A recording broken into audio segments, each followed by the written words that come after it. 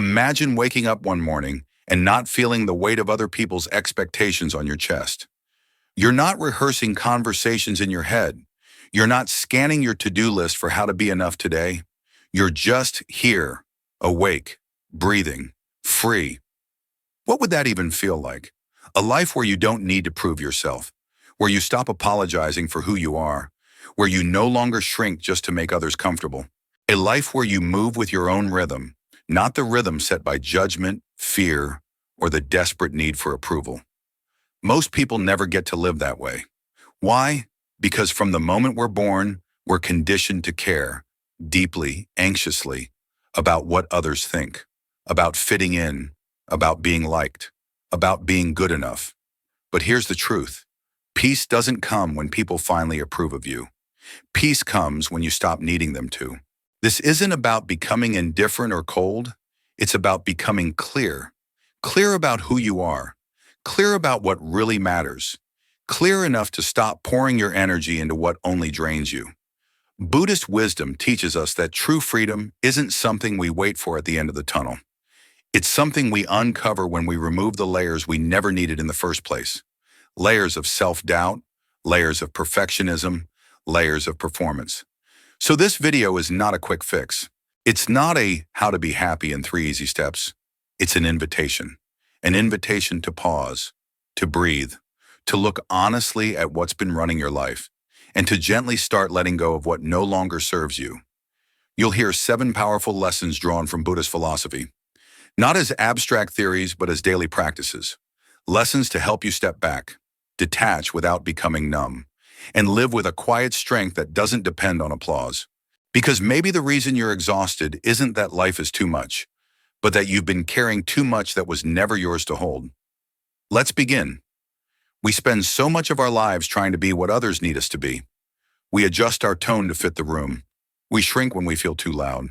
We smile even when our heart is aching. Not because we are dishonest, but because we've learned, often too early, that acceptance is something to earn. Somewhere along the way, we stop asking, do I even accept myself? Part 1. Stop seeking approval and rediscover who you truly are begins here. Not with judgment, but with honesty. When your life is built around the need to be understood, to be validated, to be liked, your connection to your true self slowly fades. You start living through their eyes instead of your own. And the tragedy is, the more you chase acceptance, the more you lose the one person you most need to stay connected with. You. But Buddhist wisdom reminds us, true happiness isn't handed to you by the world. It awakens when you return to yourself. It doesn't come from applause. It doesn't depend on being liked. It arises when you no longer betray your inner voice just to avoid conflict or rejection. So ask yourself, how much of your life has been lived for others to approve? How many moments did you abandon your truth just to stay acceptable? When you stop chasing validation, something beautiful begins. You hear your own voice again, the soft one that got drowned out. You start making choices not to be liked, but to be aligned. And that alignment is where peace begins. You don't need everyone to understand you. You just need the courage to understand yourself. Because the tree does not bend to please the wind, and neither should you. The world today is louder than ever. Scroll through your phone, and you're bombarded with opinions, headlines, notifications, and subtle comparisons. Open your inbox, and you're met with expectations. Walk into a room, and without a word, you already feel the pressure to perform, to impress, to fit in. This is where part 2, detach from the noise of the world, begins. With a simple realization, it's not just the world that's noisy, it's how easily we let that noise enter our minds and take over our inner space. When we're constantly plugged in, we become disconnected, not from the internet, but from ourselves. We lose touch with our breath, our body, our intuition. The mind becomes crowded, the heart becomes restless, and we forget the sound of our own voice beneath all the others. Buddhism calls us back to mindful detachment, not to escape life, but to stop being consumed by it. Not to silence the world, but to find stillness within ourselves even as the world moves. You don't need to move to the mountains or delete every app. You just need to pause. to choose stillness on purpose. Maybe it's 1 minute of silence before checking your phone. Maybe it's walking without music, sitting under a tree, watching the sky, or simply breathing fully consciously like your life depends on it, because it does. The world will always have noise, but you can learn to hear it without absorbing it. You can witness it without reacting to all of it. That's not withdrawal, that's wisdom. And in that wisdom, you begin to reconnect with something far more important than updates or opinions. Your own presence. The quiet awareness that doesn't need to prove, argue, or chase anything. It simply is. This is where peace lives. And it has been waiting for you all along. Imagine holding a rope so tightly that it begins to cut into your skin. The pain intensifies, not because the rope is aggressive, but because your grip won't loosen. That's what emotional clinging feels like. The tighter we hold on, the more we suffer. Part 3, let go of the rope. That's hurting you is a gentle call to recognize where you're still holding on, even when it's hurting you. It might be a past relationship, a mistake you haven't forgiven yourself for, a role you think you have to play, or the idea of who you should be by now. In Buddhist teachings, this is called attachment, or more precisely, clinging. We don't just experience life, we grip it.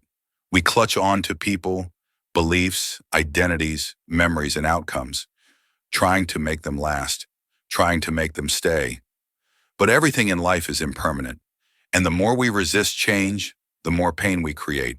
We suffer not because of the rope, but because of how tightly we refuse to let it go. Letting go doesn't mean you stop caring. It doesn't mean forgetting or giving up. It means releasing the illusion that you can control everything. It means allowing space for healing, for clarity, for peace to arise where control once stood. Ask yourself gently, what am I holding on to that's already asking to be released? What burden have I carried for so long that I've mistaken it for a part of me? Sometimes the healing begins not by doing more, but by loosening your grip. Letting go is not weakness. It is the wisdom to know that your inner freedom matters more than the comfort of old pain. And it is the courage to stop fighting with life and begin flowing with it instead. Because the rope will not release you. You must release the rope. Most of our suffering doesn't come from what's happening, but from our deep resistance to what's changing. We want things to stay the same, the way they used to be, the way they made us feel, the comfort of what we've known. But nothing in life is meant to stay unchanged. Part 4, when you accept that nothing lasts, you begin to live, reminds us of a core Buddhist truth. Anicca, the law of impermanence.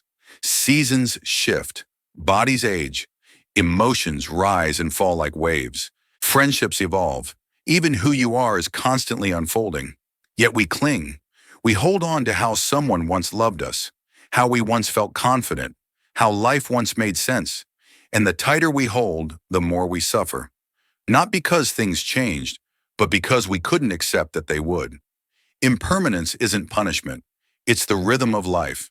Without it, there would be no growth, no healing, no second chances. No sunrise after a long night. No spring after the cold of winter.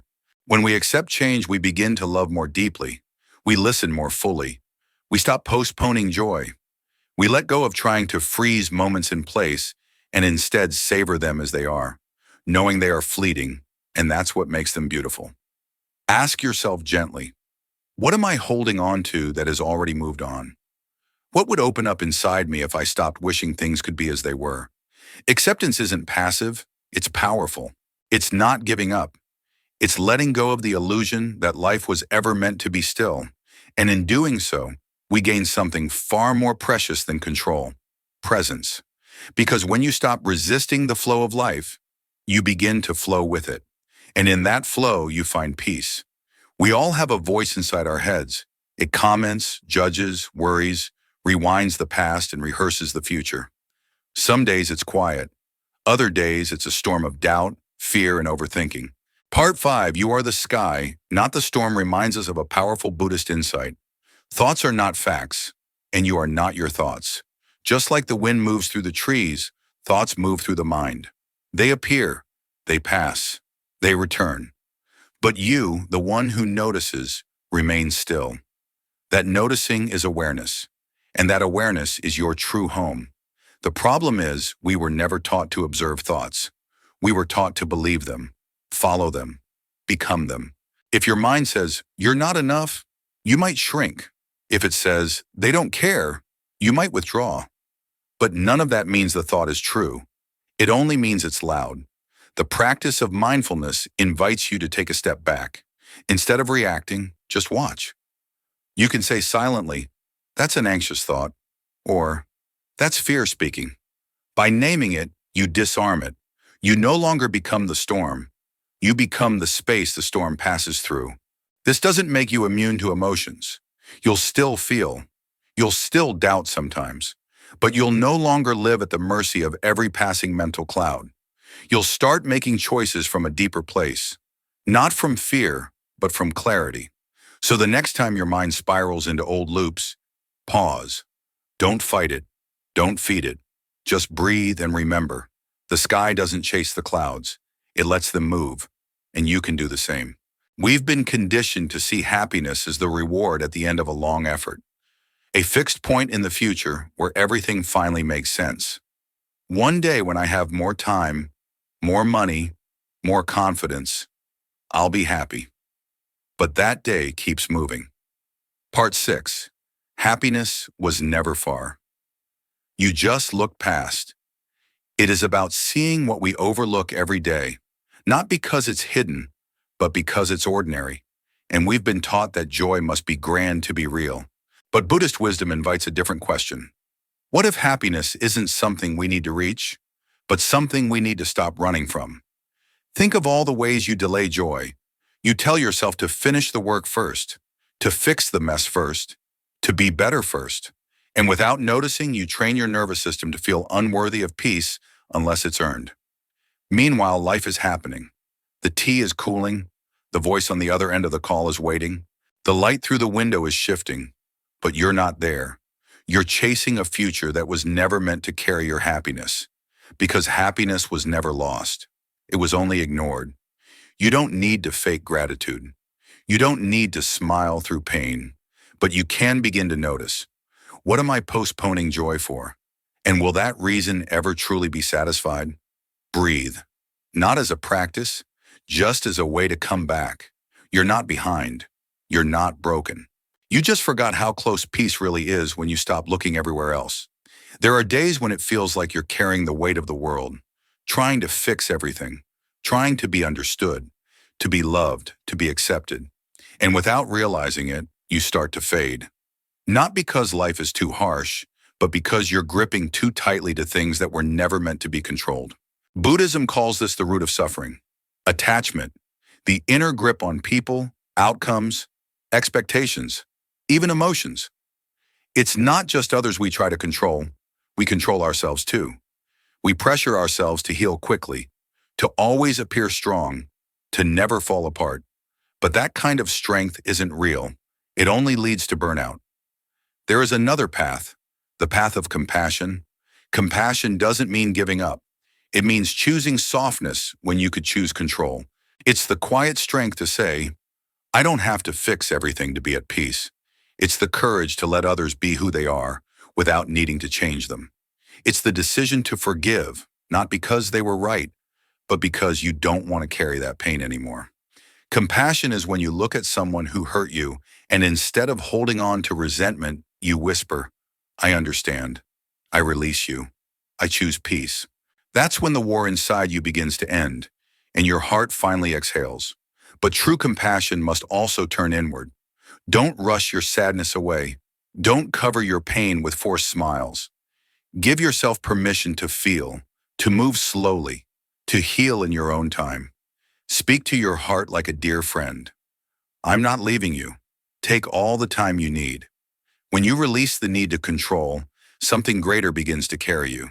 You stop needing everything to go your way to feel okay. You just need to be present. And from that presence comes clarity. What to let go of, what to hold on to, and what no longer needs to be explained. Maybe you're still clinging to a broken relationship, a faded dream, or a version of yourself that no longer fits. Maybe you've been trying so hard to stay in control that you've forgotten how to be gentle. But you don't have to keep doing that. Like letting go of a dried leaf, you make space in your hands for something new. And sometimes even the softest breath is an act of compassion. Because in the end, peace doesn't come from managing life perfectly. It comes from trusting life enough to loosen your grip. And maybe in that trust, you'll step into a new path, one that leads not outward, but inward, where the real answers have been waiting all along. Because sometimes it's not the world that causes our suffering. It's our own unwilling grip. And if you're brave enough to loosen that grip, the next part will open a doorway to where truth finally becomes visible. Not through the eyes, but through a heart that's willing to be still. Part 8. Presence is the doorway to inner peace. There are days when your mind feels like a train station that never sleeps. Thoughts rush in and out. Worries, comparisons, predictions, conversations that never even happen. You're swept into that stream without realizing. You're alive, but you're not truly living. You're not fully present at the meal you're eating, with the person sitting across from you, or even in your own body. You're thinking about work in the shower, about someone's comment while you eat, about what hasn't happened yet, while a quiet afternoon quietly slips away. In Zen Buddhism, the teaching is not to do more, think harder, or try to control things better to find peace. Instead, it begins with a single, powerful question. Are you here? Presence isn't something you need to master. It's something you've always had, but forgotten. Like sitting beneath a tree, doing nothing, simply noticing how sunlight filters through the leaves. Your heartbeat slows. Your eyes aren't focused, yet they see everything. In that moment, nothing extraordinary happens, yet nothing is missing. Peace doesn't come from fixing the world. It comes from not running away from the moment you're already in. It's not about becoming someone new, but being brave enough to be fully yourself, without judgment. Have you ever noticed? The most peaceful people aren't the ones with the fewest problems. They're the ones who can remain present, even in the middle of chaos. They don't avoid pain, and they don't drown it in forced positivity. They're simply here, to feel, to witness, without being swept away. Zen doesn't teach you to always be calm. It teaches you to see clearly, even when everything else is in motion. Like a lake that ripples on the surface but remains clear at its depth. You are still there, even when thoughts arise. You are not your thoughts. You are not your emotions. You are the one witnessing it all, with quiet strength and a gentle gaze. To be present is to step out of the storm of the mind, not to silence it, but to see it, and know you are not the storm. Peace isn't found by resisting reality, but by softening into it, even when it doesn't go your way. So try, just once, turn off the noise out there and sit with yourself. No goals, no performance, no pressure to be better.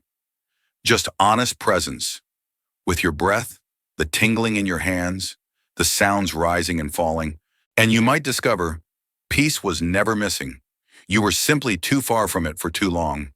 There comes a moment in life when you realize happiness isn't something you achieve. It's something you stop running from. It's not found in the what-ifs of tomorrow or the regrets of yesterday. It quietly lives in the space where you finally stop resisting yourself.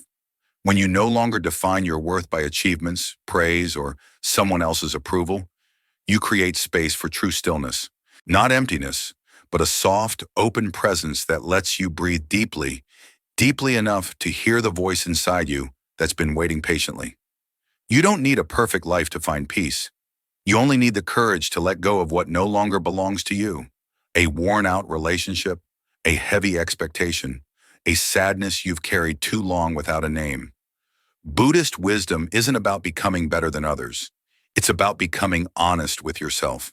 Like a gentle lantern, it doesn't blind.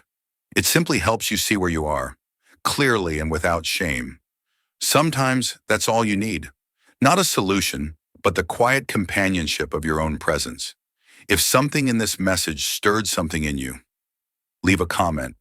Even a simple word like understood or learning to let go. It's not for anyone else. It's for you to mark the path you've started walking back to yourself.